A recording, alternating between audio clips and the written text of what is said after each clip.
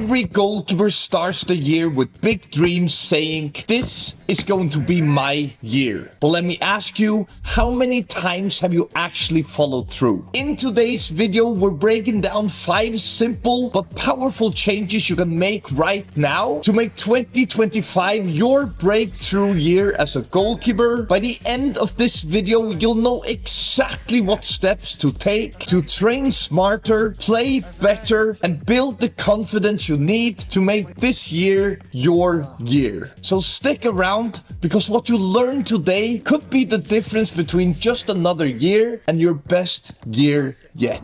Okay, so to kick things off, let me ask you this. Have you ever finished training and thought, what did I even accomplish today? Or maybe you planned to train, but somehow the day just slipped away and you got nothing done. It's frustrating, right? And yet, so many goalkeepers struggle with this exact problem. When I first started training on my own, I made this mistake all the time. I'd head to the field with just a ball, hoping I figured something out. Sometimes I'd practice by diving, other days I'd mess around with my kicks. But the problem was, I wasn't consistent, I wasn't focused, and trust me, it showed. My game wasn't improving nearly as fast as I wanted it to, and I just couldn't figure out why. Then I tried something different. I wrote down a plan. It wasn't anything fancy, just a simple list of things I'd work on each day. One day was for footwork, the next was for diving, and another one was for distribution. And the difference this simple plan made for me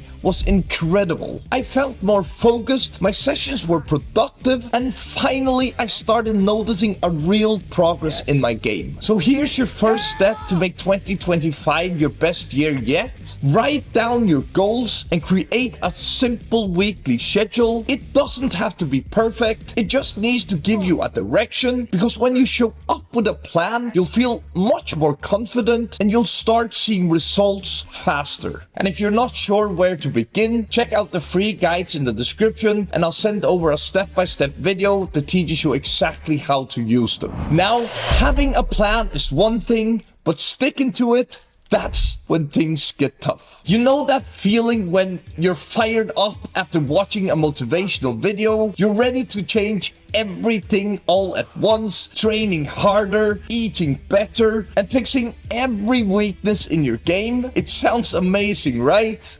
But here's the problem. That energy fades fast, and before you know it, you're back to your old habits. Why?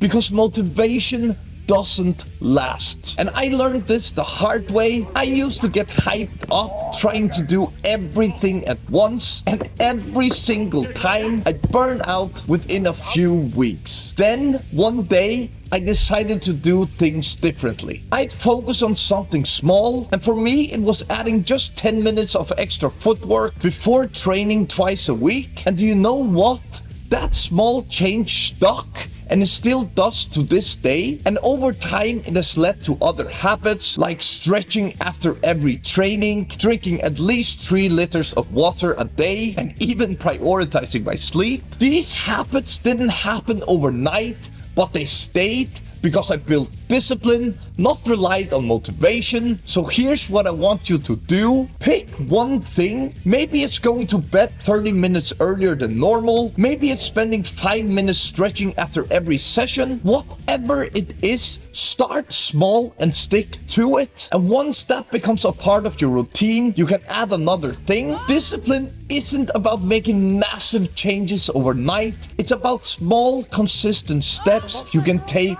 every day. Discipline keeps you moving, but do you know what keeps you sharp and ready to perform at your best? Let me tell you, this is something most keepers don't take as seriously as they should. Have you ever felt like you were doing everything right? You were training harder, pushing yourself further, but instead of improving, you felt slower, you felt more tired, and maybe even started doubting yourself? I've been there too, and it drove me crazy. I was putting in all this work, but my game wasn't getting better. At first, I thought the answer was just to train even more, so I trained non-stop every single single day, no breaks. But the harder I pushed, the worse it got. My dives felt heavy, my reaction time slowed down, and my body was constantly sore. And I couldn't figure it out what it was until my coach asked me a simple question: when are you actually letting your body recover? And that hit me hard.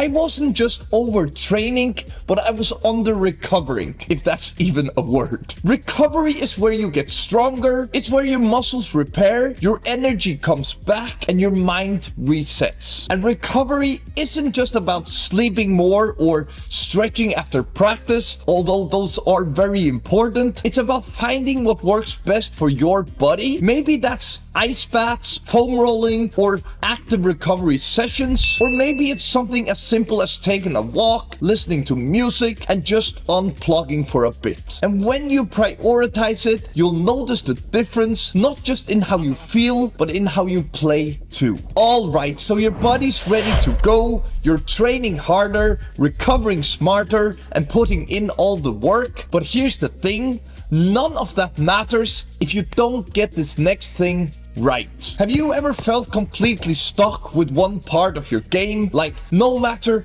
how much effort you're putting in, it just won't work? For me, that part was goal kicks, and I'll be honest, they were terrible. Every time I lined up to take one, I'd start overthinking. Am I going to lean back far enough? What if I hit it wrong? What if it doesn't even make it to the halfway line? And the more I stressed about it, the worse it got. It wasn't just frustrating, but it was embarrassing. I remember hearing my teammates complain, seeing my coach shaking his head, and I felt like everyone was watching me fail. At first, I thought the problem was my technique, so I trained more and then more. But no matter how many balls I kicked in training, when it came to matches, nothing happened. And that's when I realized the real problem wasn't my technique, it was my head. So I decided to try something different. Before every session, I'd sit quietly for 5 minutes, I'd close my eyes and imagine myself hitting the perfect goal kick, clean contact, great height, dropping right where I wanted it to. And I'll admit, it felt weird in the beginning, like,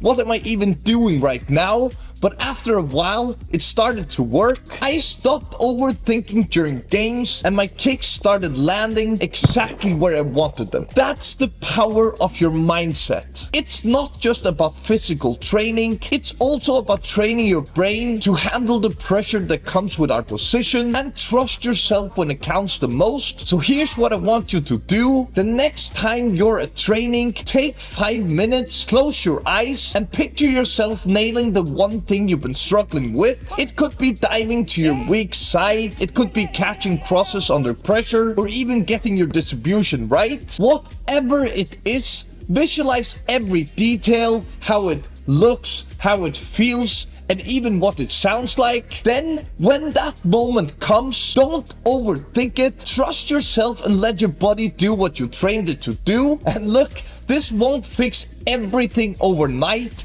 but if you stick with it, I promise you'll start playing with a focus and confidence you didn't even know you had. Alright, so with your mindset dialed in, you're ready to take on everything, right?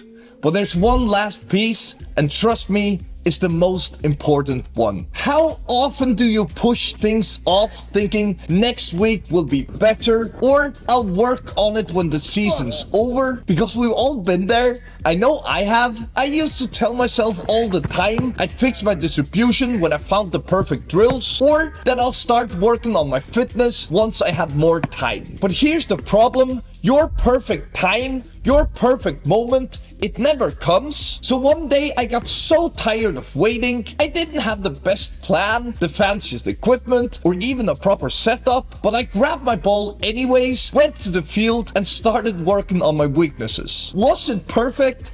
Absolutely not. My distribution was still bad, and I probably looked ridiculous, but it didn't matter because I was finally doing something about it. Because here's the truth. The best time to start was yesterday, and the next best time to start is right now by watching this video.